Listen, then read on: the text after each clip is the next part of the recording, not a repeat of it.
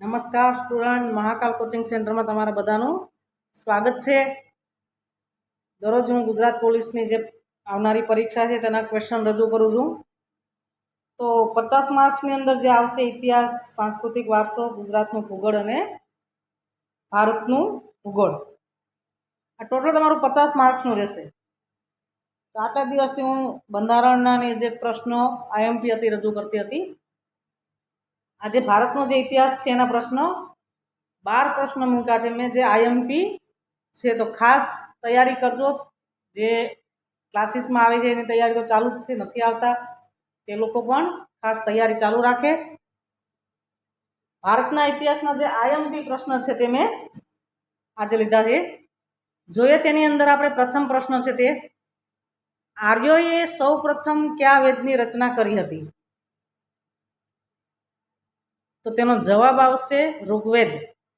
જે આપણા 4 વેદ છે એમાંનો એક છે ઋગ્વેદ।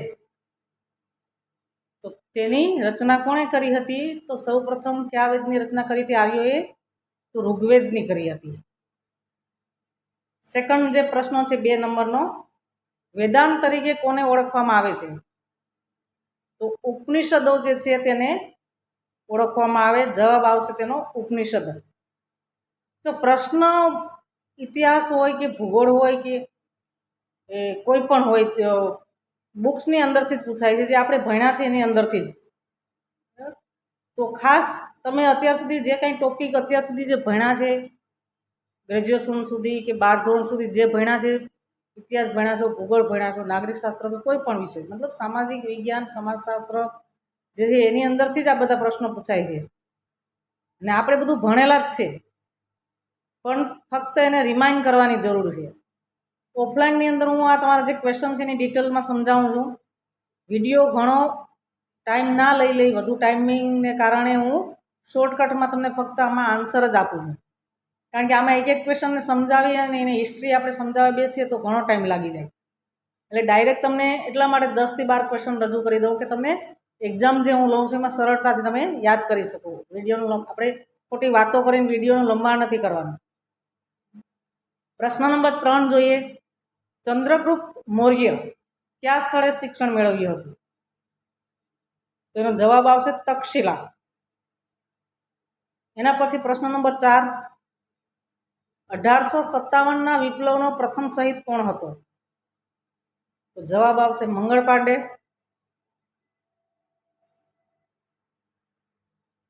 પ્રશ્ન નંબર 5, ફતેહપુર સિકરી નામે કોણે શહેર વસાવ્યું હતું? તેનો જવાબ આવશે અકબર।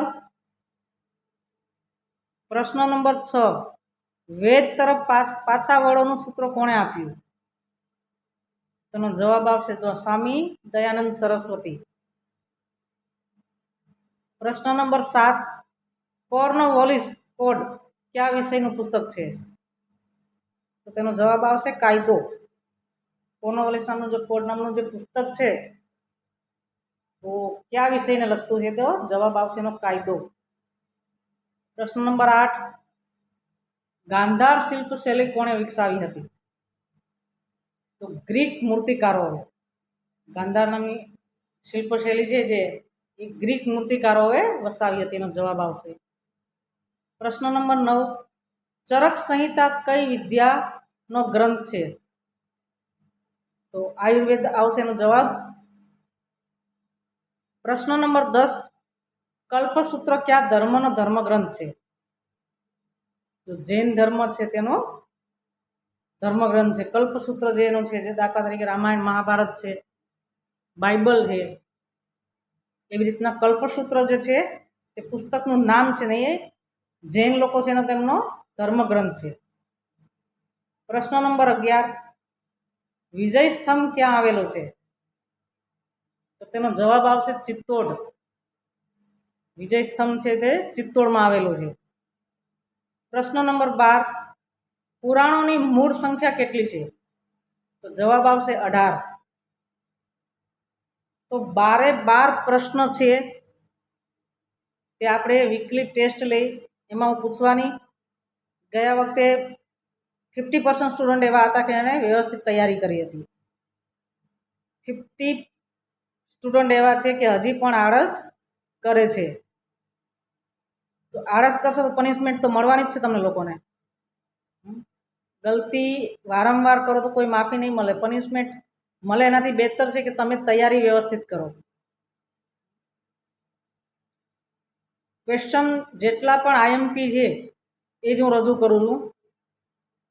2-3 સ્ટુડન્ટ બીજા ક્લાસીસમાં જઈને આવ્યા, કોઈ ક્લાસીસની બુરાઈ નથી કરતી, પણ એમ કહે કે મેડમ પૂરો ટોપિક હોય અમને સમજાવે છે. ભાઈ આપણે અત્યારે પીએચડી નથી કરવાનું, પોલીસ કોન્સ્ટેબલ જે પીએસઆઈ છે ને એક્ઝામની તૈયારી કરવાની છે.